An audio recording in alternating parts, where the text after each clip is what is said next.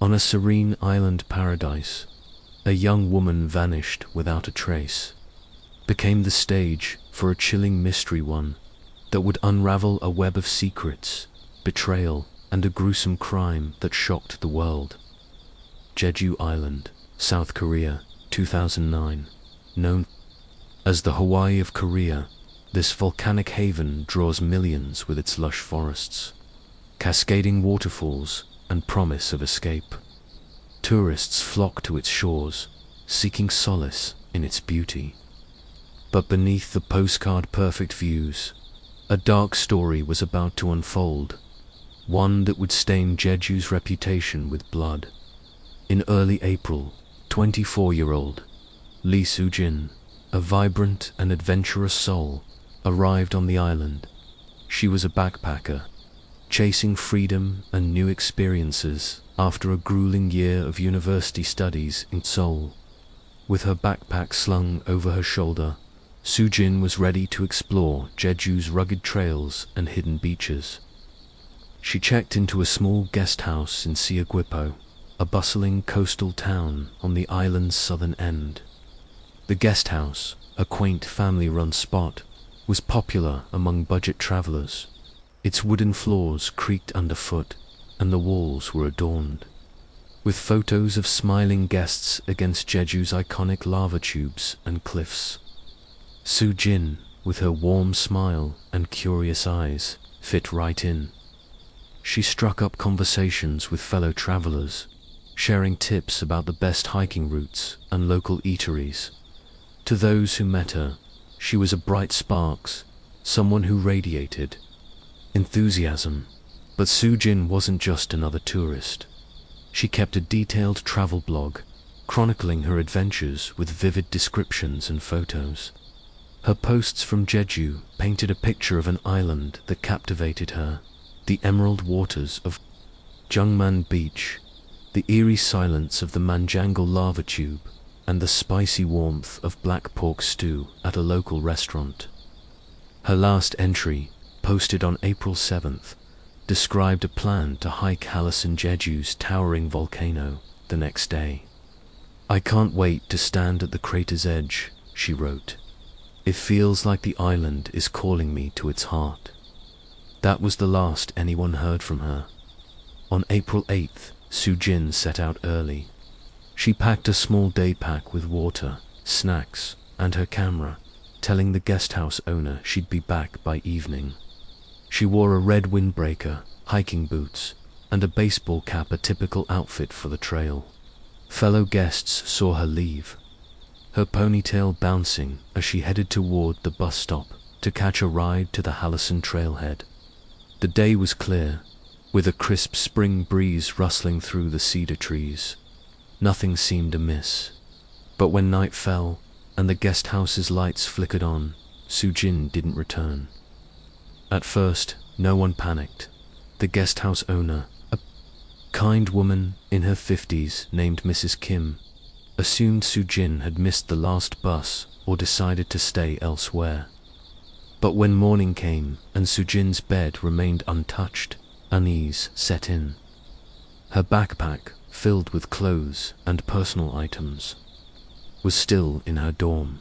Her phone, usually buzzing with notifications, went straight to voicemail. Mrs. Kim contacted the local police, who initially treated it as a missing person case. Jeju was safe, they reasoned. Maybe Soo-jin had gotten lost on the trail or met a new friend and extended her stay. But as hours turned to days, the police began to suspect something far darker. The investigation kicked off slowly.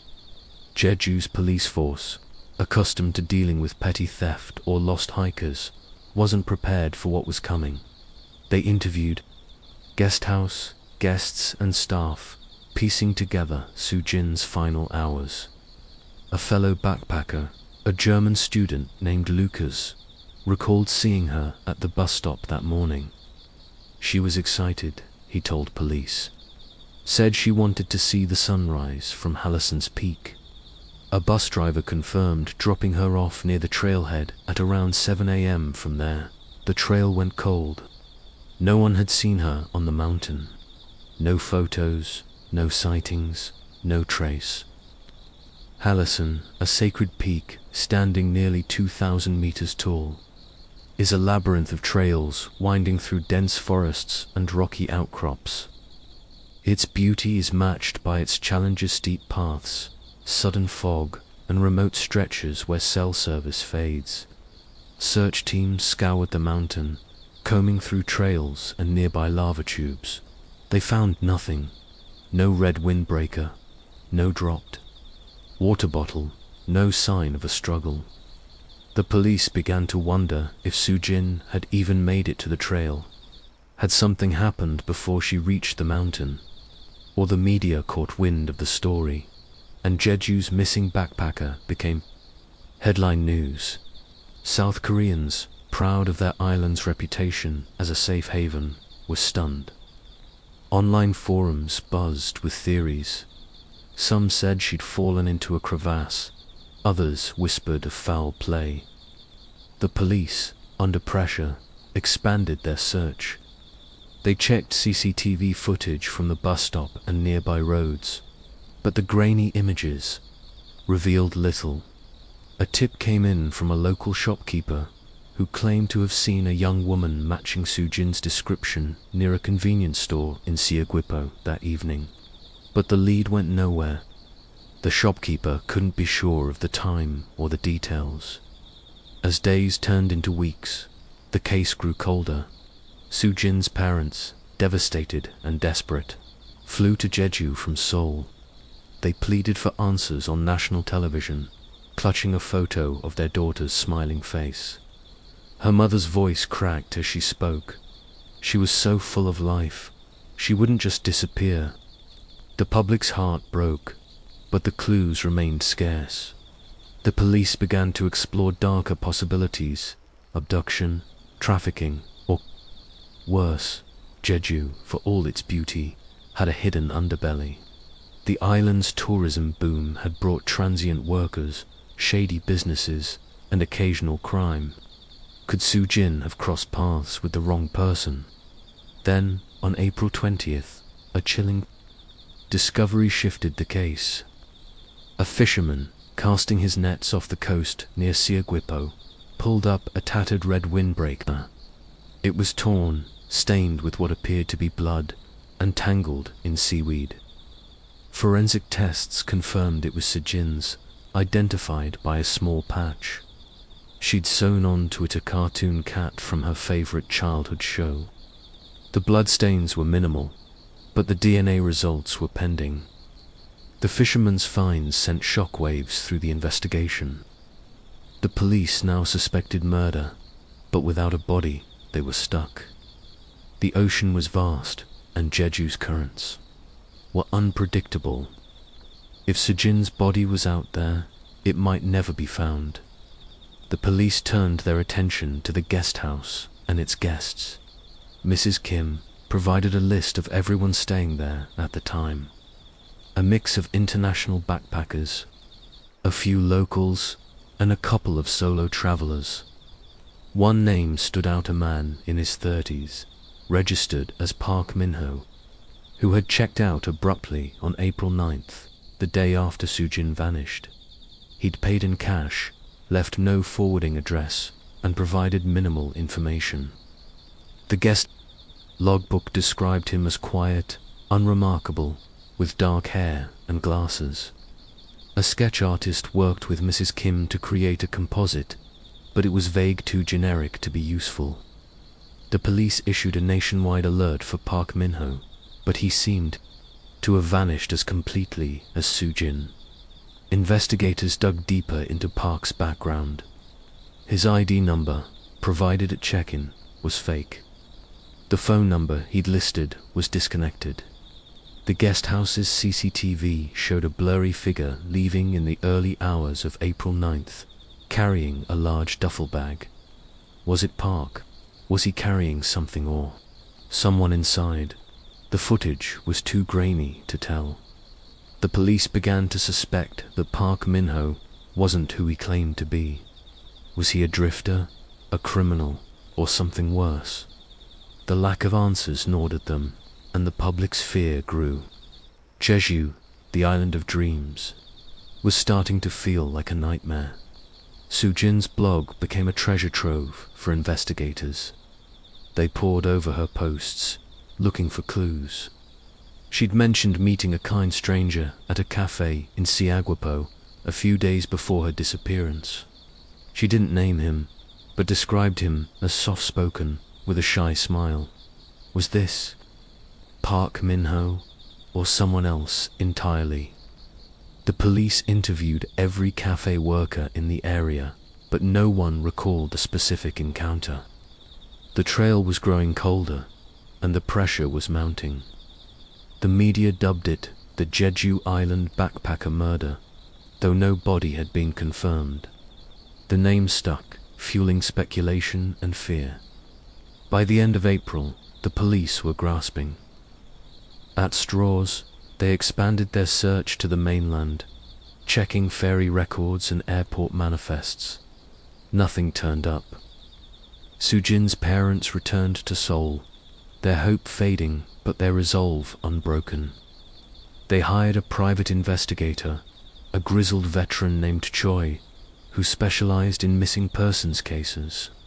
Choi retraced the police's steps, focusing on the guest house and its transient guests. He interviewed Lucas, the German backpacker, who mentioned a strange detail. The night before Sujin disappeared, he'd heard footsteps in the hallway around midnight.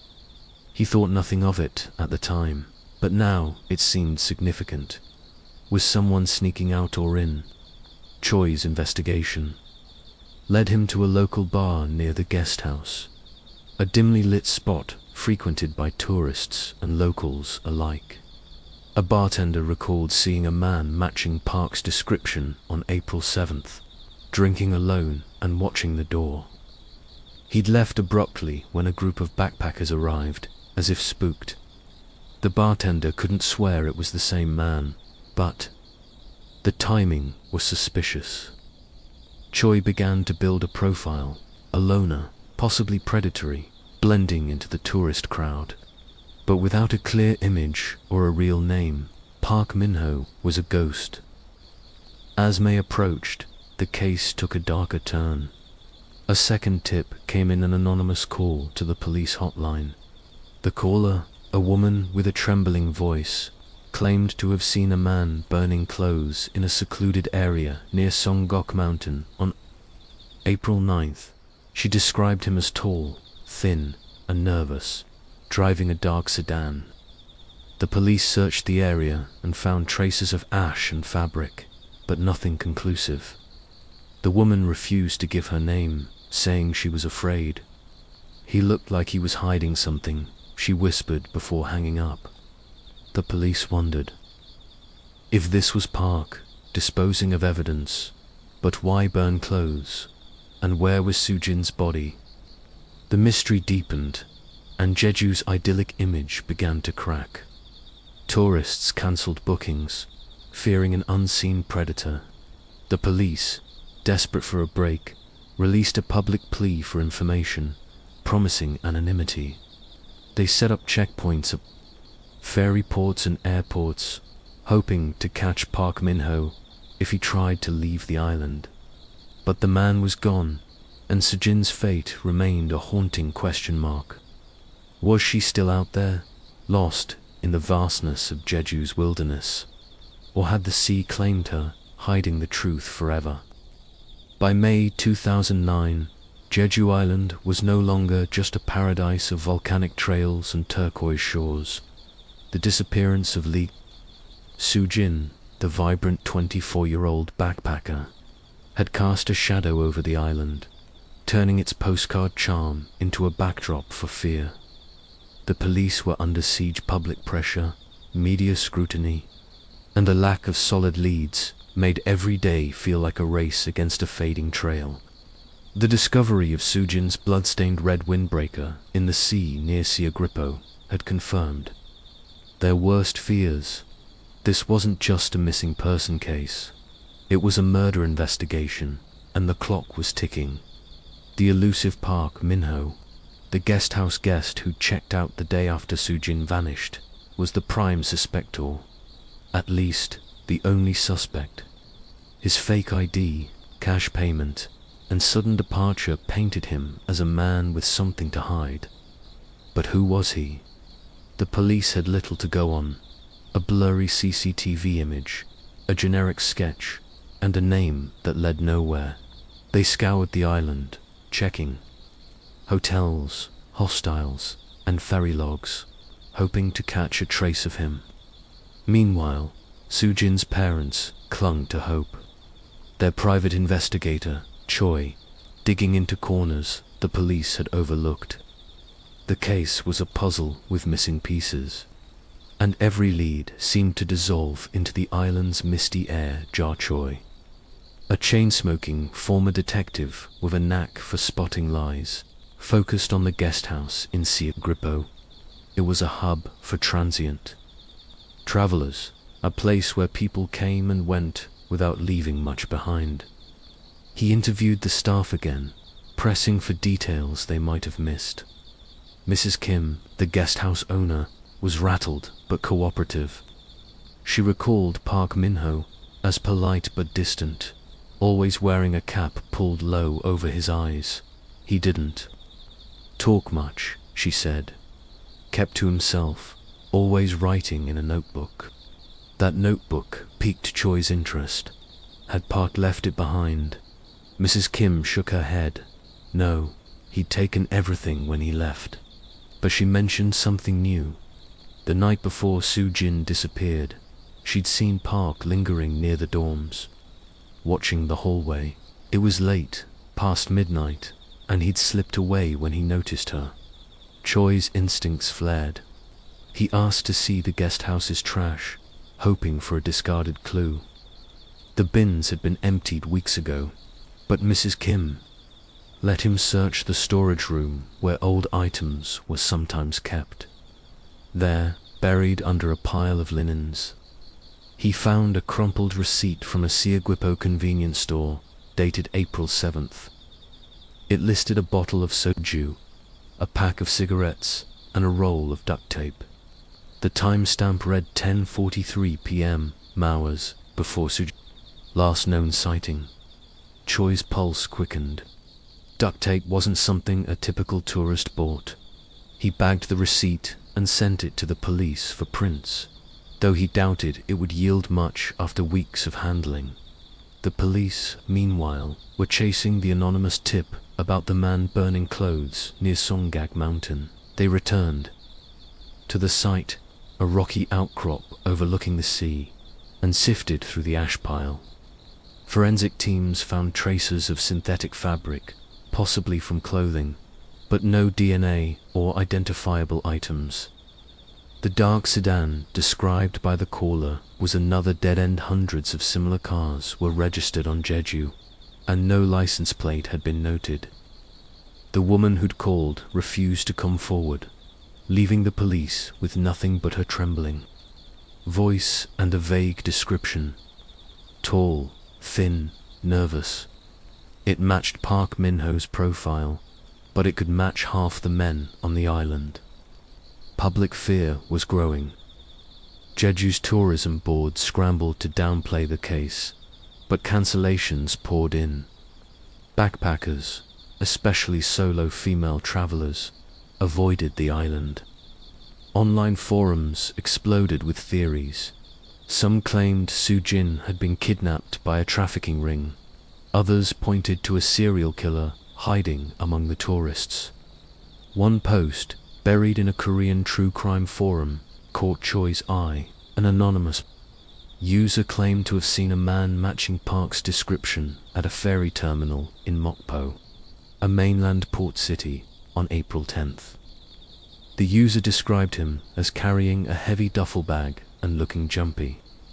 Choi passed the tip to the police, who checked ferry records. No Park Min-ho was listed, but that meant little. He'd already proven adept at slipping through cracks. The investigation took a grim turn in mid-May, when a hiker on Hallison's eastern slope found a small item glinting in the underbrush. a silver charm shaped like a star. It was part of a bracelet Sujin was known to wear, a gift from her mother. The police cordoned off the area, searching for more evidence. They found nothing else. No blood, no clothing, no body. The charm was clean, as if it had been dropped recently. Was it a plant to throw off the investigation? Or had Sujin been on that trail, her final moments hidden in the mountain's shadows? The discovery reignited media frenzy, with headlines screaming, "New clue in Jeju murder mystery." Sujin's parents returned to the island, their faces etched with grief as they visited the site. Her mother clutched the charm, whispering, "She's still out there." Choi, skeptical of coincidences, wondered if the charm was a taunt. Serial killers sometimes left tokens, playing games with investigators. He dug into Jeju's crime history, looking for similar cases. There weren't many.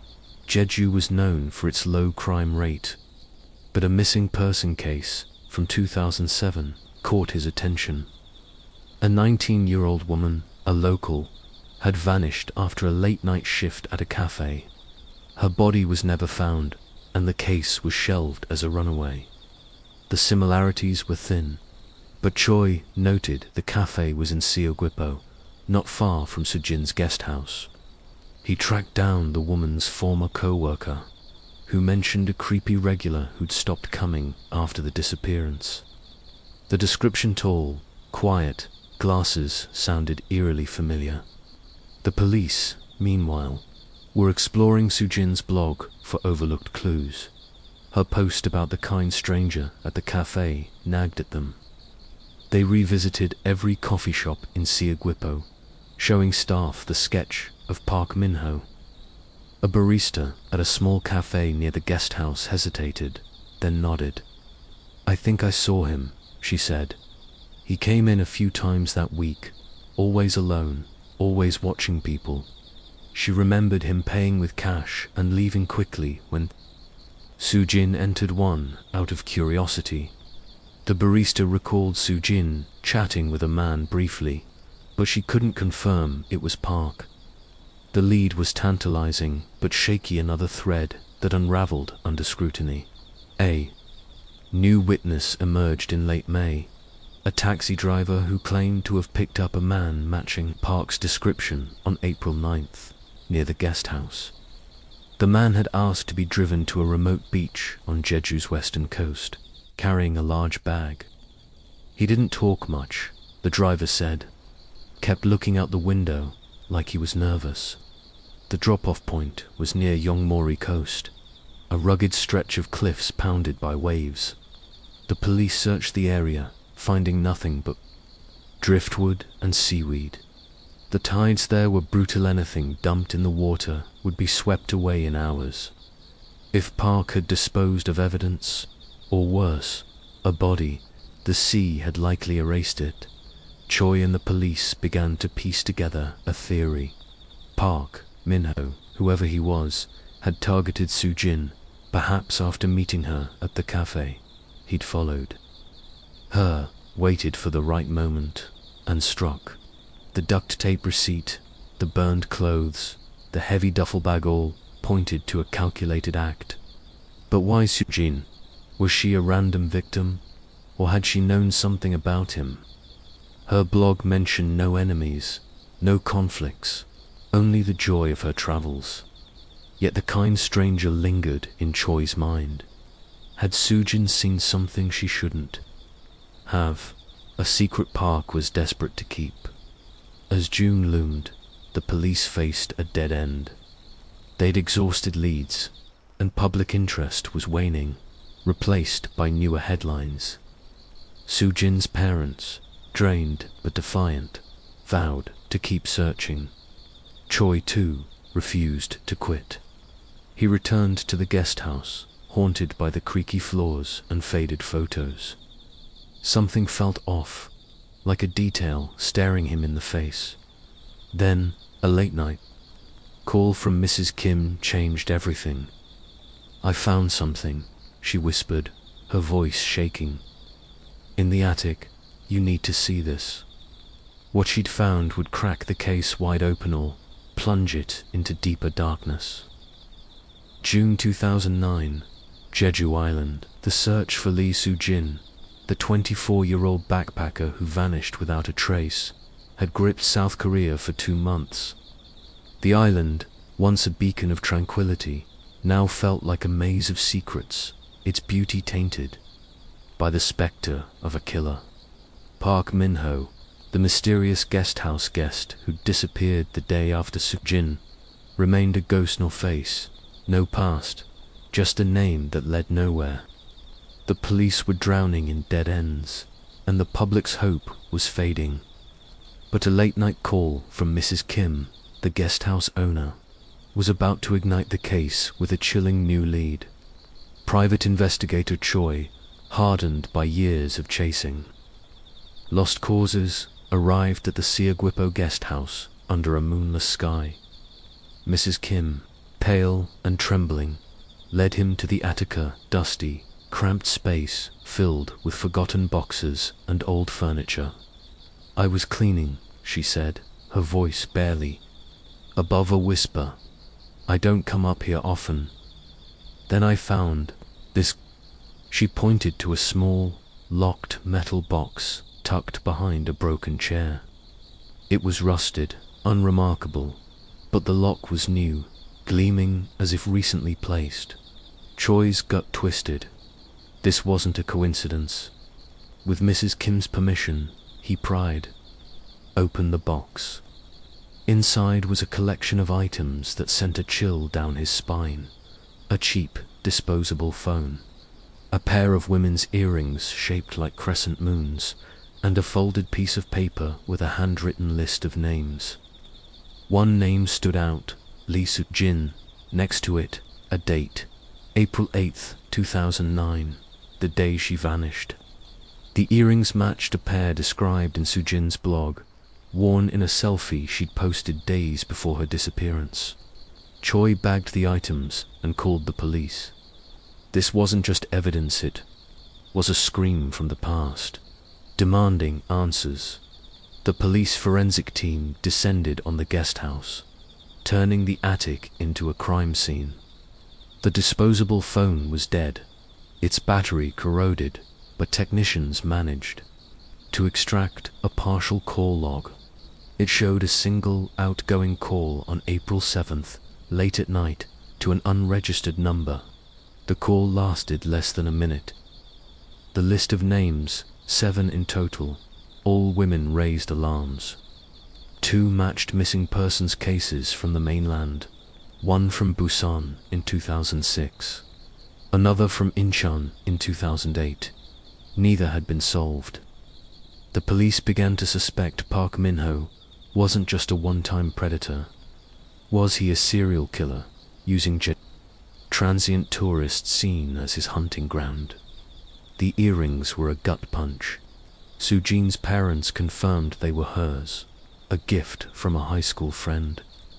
The discovery hit the media like a lightning bolt, reigniting public outrage. Headlines screamed, "Killer's trophy found in Jeju guest house." The police faced renewed pressure to find Park Min-ho, but his trail was colder than ever. The CCTV footage of him leaving the guest house with a duffel bag on April 9th was re-examined, but the grainy images offered no new clues. The taxi driver's account of dropping a man near Yongmori coast was revisited, and divers searched the waters again. Nothing surfaced, only the relentless waves, hiding whatever secrets they held. Choi, meanwhile, dug into the list of names. He tracked down families of the 2 missing women from Busan and Incheon. Both had been young, like Soo-jin, and disappeared while traveling alone. The Busan woman, Kim Hae-jin, was 22 when she vanished after a beach trip. The Incheon case, Park Soo-young, was 25, last seen at a train station. No bodies, no arrests, no answers. Choi's theory grew darker. Park Min-ho, or whatever his real name was targeted solo female travelers, blending into crowds, leaving no trace. The guest house, with its revolving door of strangers, was the perfect cover. The police followed a new lead from the anonymous caller who'd reported a man burning clothes near Songguk Mountain. They canvassed the area, knocking on doors in nearby villages. An elderly farmer recalled seeing a dark sedan parked near the mountain that week, its driver pacing nervously. He looked like he was waiting for someone, the farmer said.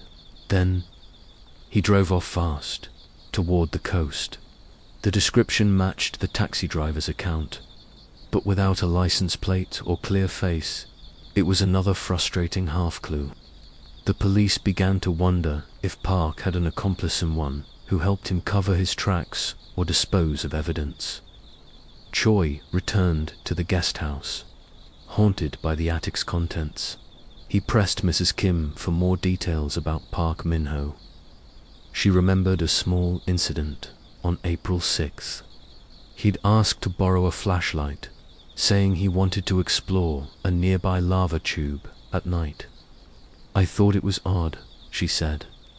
"Most people don't go there after dark."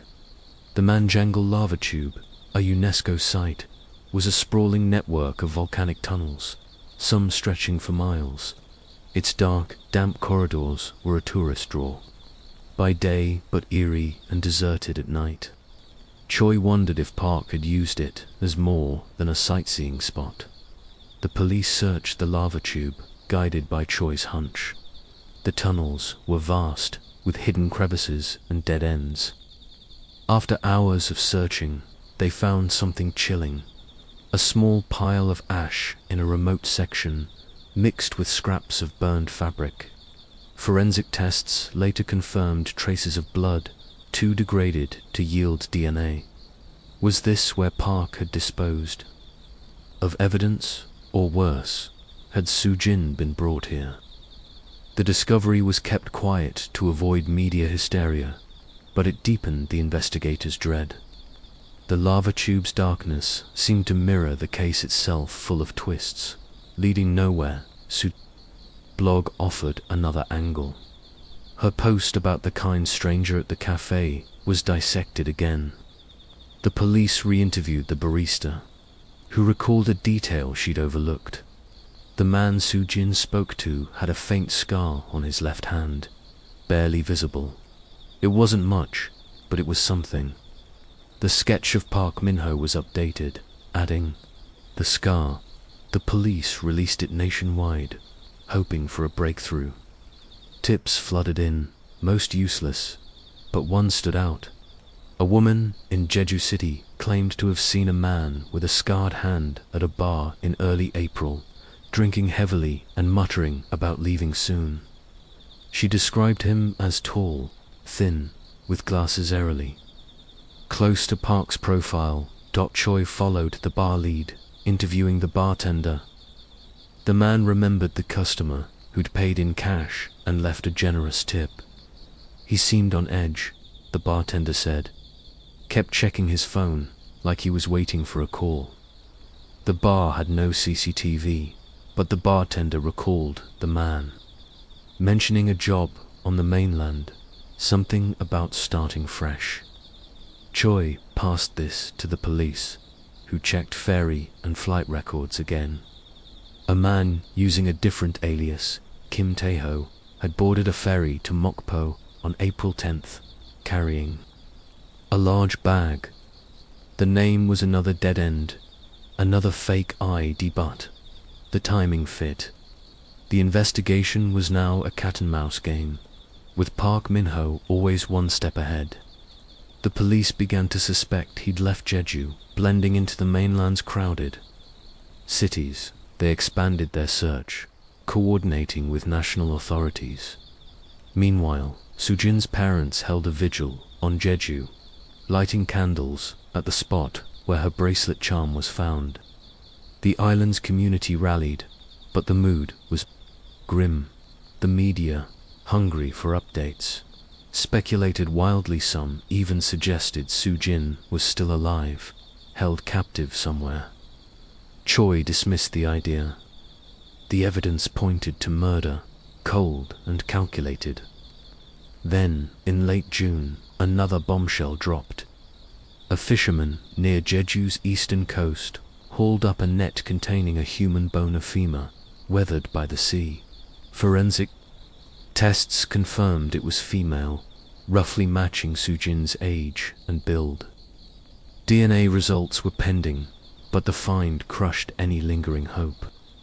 The police searched the area, a rocky stretch near Seongsun Ilchulbong, but found no other remains. The ocean, as always, kept its secrets. Sujin's parents were called to identify the bone, a devastating task. Her mother collapsed, unable to speak. The bone's discovery shifted the case's focus back to the Seahead Park dumped Sujin's body there. Knowing the currents would scatter the evidence, Choi, sleepless and driven, returned to the list of names from the attic. He cross-referenced them with missing persons databases, finding another match, a woman from Daegu. Missing since 2005, last seen on a trip to Jeju.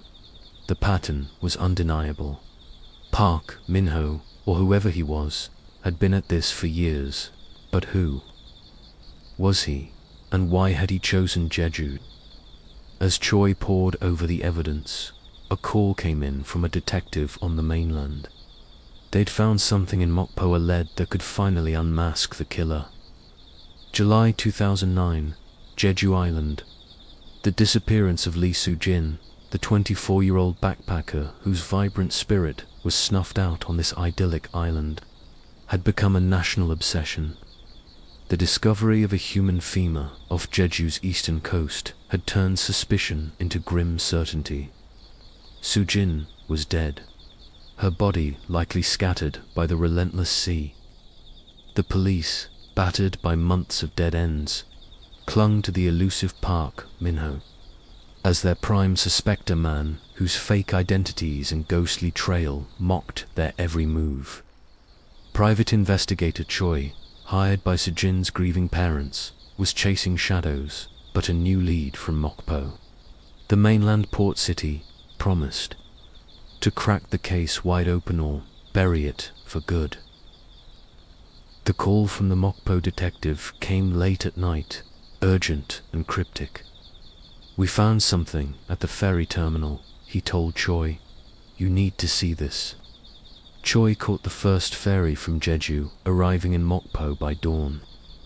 The detective, a wiry man named Kang, led him to a storage locker at the terminal, one used by travelers to stash bags. It had been flagged during a routine sweep after a tip about suspicious activity. Inside, they found a duffel bag, weathered and stained, containing a man's clothing, a fake passport under the name Kim Tae-ho, and a crumpled map of Jeju with marked locations: the guest house, Hallasan, Yongmori Coast, and Songgak Mountain. Choi's heart raced. This was Park Min-ho's bag, or close enough to it. The fake passport was a breakthrough. The photo showed a man in his 30s, thin-faced, with glasses and a faint scar on his left hand. The same scar the Siagripo barista had mentioned. Kong ran the passport's details through national databases. The ID number was another dead end, but facial recognition software flagged a match. A man named Jung Woo-jin, arrested in 2004 for petty theft in Busan. The charges were minor, but his profile noted a history of drifting, using aliases, and avoiding stable employment. Jung had no fixed address, no family ties, and a knack for disappearing. Was this Park Min-ho? The police issued a nationwide alert for Jung Woo-sung, distributing his photo to every station and port. Back on Jeju, the police re-examined the attic box from the guest house. The list of named 7 women, including Soo-jin and 2 other missing persons, suggested a predator with a long reach. Choi tracked down records for the remaining names. Another match surfaced: a 27-year-old woman Choi Minji, who vanished in Jeju in 2003 after a solo hiking trip. Her case, like the others, had gone cold, dismissed as a runaway or accident. The pattern was chilling: young women traveling alone, targeted in tourist hubs. Jung Woo-sung, if he was Park, had been at this for years, perfecting his invisibility. The femur found near Seongsan Ilcholbong was still undergoing DNA testing, but early results confirmed it belonged to a woman in her 20s. Sujin's parents, shattered but resolute, provided DNA samples, bracing for the worst.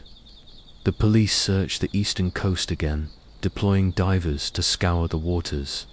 They found nothing more, no other bones, no clothing, just the endless churn of the sea. The currents around Jeju were notorious, capable of carrying remains far from shore. If Sujin's body was out there, it might never be whole again. Choi returned to the guest house, obsessed with the attic box. The disposable phone's call log had yielded one number, traced to a burner phone bought in Seoul. The police couldn't track its owner, but the call's timing late on April 7th, hours before Sujin's disappearance, suggested planning. Had Jung called an accomplice, or a contact to arrange his escape? Choi leaned toward the accomplice theory. The burned clothes near Songgok Mountain, the heavy duffel bag, the swift departure to Mokposamon. This careful might not work alone. The Mokpod lead grew hotter. A security guard at the ferry terminal recalled a man matching Jung's description. On April 10th, lingering near the lockers, he was sweaty, nervous, the guard said. Kept checking his watch, like he was late for something. The guard had seen him board a ferry to Busan, carrying only a small backpack. The police checked Bison's records, finding a hostel where a man using the name Kim Tae-ho had stayed for 2 nights before vanishing again. The hostel's CCTV was grainy, but it showed a man with a scarred hand, his cap pulled low, slipping. Out at dawn, Joy dug into Jung Woo-sung's past, piecing together a profile. Born in a small town outside Busan, Jung had a troubled, childhood abusive father, absent mother. He dropped out of school at 16, drifting between odd jobs and minor crimes. By his 20s, he was a ghost, moving through South Korea's tourist cities, blending into crowds. His 2004 arrest in Busan was for stealing from a guesthouse guest, but witnesses described him as charming and unassuming, a chameleon who could play the kind stranger. Choi saw the connection to Sujin's blog post about the man. At the cafe, had Jung targeted her there, gaining her trust before striking? The police, meanwhile, revisited the Manjangal lava tube, where ash and burned fabric had been found. They brought in ground-penetrating radar, hoping to detect anomalies in the tunnel's floors. The search was grueling, the air damp and heavy, but they found a small crevice containing a fragment of charred cloth. Forensic tests confirmed traces of blood, too degraded for DNA but consistent with the Songgak Mountain findings.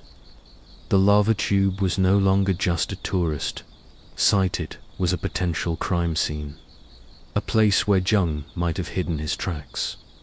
Public pressure was relentless. Sujin's case had sparked protests, with activists demanding better safety for solo travelers, especially women. Jeju's tourism industry was crumbling, hotels half empty, trails deserted. The police held a press conference, releasing Jung Woo-sung's photo and urging the public to come forward. Tips poured in, most false, but one was promising: a woman in Busan claimed to have seen Jung at a bar in early May, drinking with another man. She described the second man as older, stocky, with a limp. The police wondered if this was the accomplice, partner in crime who'd helped Jung escape or dispose of evidence. Choi followed the Busan lead, interviewing the woman. She was hesitant, afraid of retaliation, but confirmed the sighting. They were whispering, looked serious, she said. The guy with the scar paid for everything. Then they left together. The bar had no cameras, but a nearby ATM's footage showed two men walking past at 1 a.m. One matched Jung's description. The other was unidentifiable, his face obscured by a hood.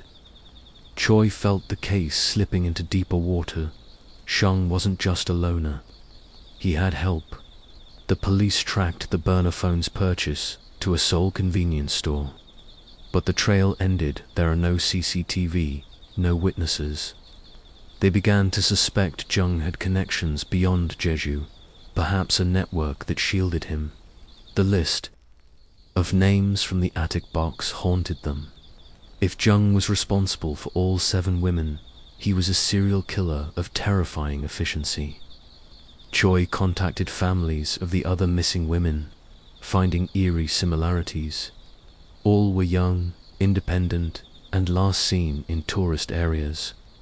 One family shared a photo of their daughter wearing earrings like Soo-jin's, raising the chilling possibility that Jung kept trophies. In late July, a new discovery rocked the case. A hiker near Hallison's southern slope found a buried plastic bag containing a woman's shuwa hiking boot matching the brand Soo-jin wore. It was caked in dirt, with faint bloodstains inside. The police cordoned off the area, searching for more, but found only rocks and roots. The boot was sent for DNA testing, joining the femur in a growing pile of evidence that pointed to murder but offered no closure. Soo-jin's parents, now shadows of themselves, visited the site, their prayers echoing in the wind. Choi's investigation took him back to Mokpo, where he scoured the ferry terminal for more clues. A janitor mentioned a man loitering near the lockers in April, dropping a key that he quickly retrieved. The key's description matched the lock on the attic box. Was this how Jung had hidden his trophies? Had he planned to return for them? The police dusted the locker for prints, but found Non-young was too careful, always a step ahead. As August loomed, the case teetered on the edge of a breakthrough. The police received a tip from a Seoul detective. A man resembling Jung Woo-sung had been spotted in a run-down neighborhood, living under yet another alias. The net was tightening, but Jung was a phantom, slipping through every trap. Choi, sleepless and driven, knew the truth was close, but so was the risk of losing it forever. Then, a phone call from an unexpected source threatened to change everything. August 2009, Jeju Island. The disappearance of Lee Soo-jin, the 24-year-old backpacker whose vibrant life was extinguished, had haunted South Korea for 4 months. The investigation, fueled by a blood-stained windbreaker, a buried boot, and a human femur, pointed to a cold-blooded killer, Jung Woo-sung, alias Park Min-ho, a drifter whose aliases and careful steps kept him one move ahead. The police, battered by public outrage and dead ends, chased a ghost across Jeju and the mainland. Private investigator Choi, hired by Soo-jin's grieving parents, was relentless. Driven by a locked box of trophies and a list of names that hinted at a serial predator. Now, a phone call from an unexpected source was about to turn the case upside down. The call came from a woman named Park Ji-yoon, a former guest house worker who'd left Jeju in April. Her voice trembled as she spoke to Choi. "I saw something that night," she said. "I didn't tell anyone because I was scared."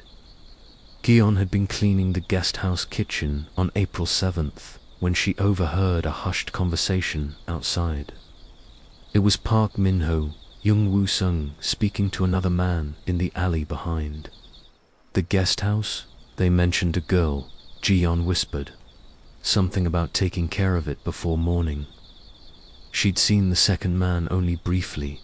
Older, stocky, with a limp the same description as the man spotted with Jung in Busan. Jae-yoon fled Jeju days later, terrified of being involved. Now, guilt had driven her to speak. Choi relayed the tip to the police, who zeroed in on the accomplice angle. The stocky man with a limp became their new focus. They re-examined CCTV footage from the Mokpo ferry terminal, where Jung had been seen with a duffel bag. A second figure, partially obscured, appeared in one frame, limping slightly. The image was too blurry for identification, but it confirmed Gyan's story. The police suspected this man was Jung's partner, helping dispose of evidence or worse, body. They cross-referenced the description with criminal databases, landing on a name, Kong Min-soo, a 45-year-old ex-convict with a history of assault and smuggling. Kong had been released from prison in 2008 and was last known to work odd jobs in Busan. The sole tip about Jung's sighting in a run-down neighborhood gained traction. Police raided a shabby apartment in Mapoju, finding it abandoned but littered with clues. A burner phone, a map of Jeju, and a receipt for a hardware store purchase rope and a shovel. Bought in March 2009, fingerprints on the phone matched Jung Woo-sung's from his 2004 arrest. The net was tightening, but Jung was still a step ahead. Neighbors reported seeing him with an older man, limping and quiet, just days before the raid.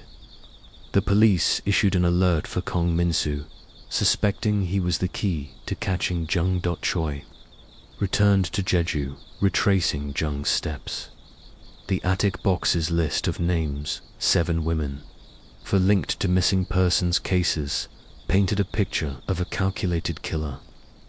The police had confirmed another match, a 23-year-old woman, Lee Young-kyung, who vanished in Jeju in 2004 after checking into a hostel. Her earrings, like Soo-jin's, were crescent-shaped, suggesting Jung's trophy habits. Choi interviewed the hostel's former manager, who recalled a guest named Kim who'd stayed during Eun-kung's visit tour, quiet, with glasses. The pattern was undeniable. Jung targeted solo travelers, leering them with charm before striking. The femur and boot found near Jeju's coast were confirmed as Soo-jin's through DNA, crushing her parents' last hopes. The police searched the eastern shore again, but the sea gave up nothing more. The blood-stained windbreaker, the burned fabric in the lava tube, the buried bootle pointed to a meticulous effort to erase evidence. Choi suspected Kong Min-soo's role was disposal, using his smuggling experience to navigate Jeju's coasts. The Yongmori coast, where a taxi driver had dropped a man matching Jung's description, was searched again. Divers found a rusted knife, its blade etched with faint blood traces, but the DNA was too degraded to confirm a match.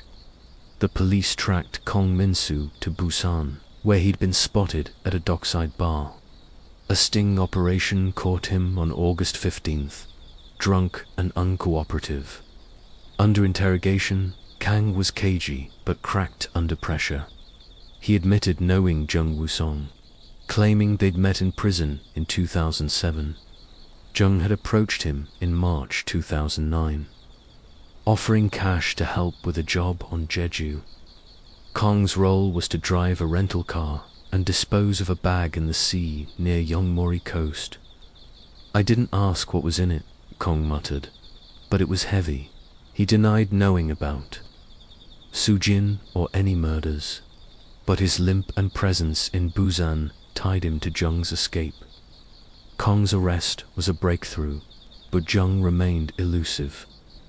The police traced the burner phone from the Seoul apartment to a call made on April 8th, hours after Soo-jin's last sighting. It connected to another burner, registered in Busan. They suspected Jung was still there, hiding in the city's underbelly. A manhunt swept Bisan's ports and hostels, with Jung's photo plastered everywhere. A tip from a street vendor pointed to a flophouse near the docks, where a man with a scarred hand had been seen. The police raided it, finding a notebook with cryptic entries, dates, locations, and initials matching the attic box's list. Jung was close, but he'd slipped away again. Choi, haunted by the case, returned to Sejin's blog. Her post about the kind stranger at the cafe nagged at him. He revisited the barista, who recalled another detail. The man with the scar had mentioned visiting Jeju every spring. Choi cross-checked missing persons cases from past springs, finding a chilling trend. At least 3 women had vanished on Jeju in April or May over the past decade, all linked to tourist areas. Jung wasn't just a killer, he was returning to Jeju like a predator to a hunting ground. On August 20th, a final break came. A Bisan fisherman reported a man living on an abandoned boat, avoiding contact. The police moved in, surrounding the vessel at dawn. Inside, they found Jung Woo-sung, gaunt and unshaven. Clutching a fake ID, he didn't resist, his eyes hollow as they cuffed him. Under interrogation, Jung was eerily calm, admitting to knowing Soo-jin but denying murder. "She was nice," he said. "We talked, that's all." He claimed the attic box wasn't his, blaming an unnamed friend. But the evidence, fingerprints, the knife, the list was overwhelming. Kong Min-soo's testimony sealed it, placing Jung at the guest house with a plan. The trial began in September, gripping the nation. Prosecutors painted Jung as a serial killer, linking him to at least 4 missing women, including Soo-jin. A TTIC box, the earrings, and the notebook were damning, though Jung's lawyer argued the evidence was circumstantial. Soo-jin's parents sat through every session, their faces etched with pain. The femur and boot were all they had of their daughter, her body lost to the sea. Jung never confessed, his smirk taunting the courtroom. Kong Min-soo, charged as an accessory, turned state's witness, detailing Jung's methodical planning. The verdict came in October, guilty on all counts. Jung was sentenced to life without parole, while Kong received 7 years. The courtroom erupted, but Sejin's parents found no peace. "Justice doesn't bring her back," her mother whispered. Jeju, scarred by the case, began to heal. But its image as a paradise was forever tainted. Choi, exhausted, closed his file, haunted by the names still unresolved. Were there more victims, their stories buried in Jung's silence? The sea, vast and unyielding, held the final truth as Sejin's parents lit a candle at Hallison's base. Her blog's last words echoed, "The island is calling me to its heart." Jeju had answered, but its heart was darker than she'd ever imagined.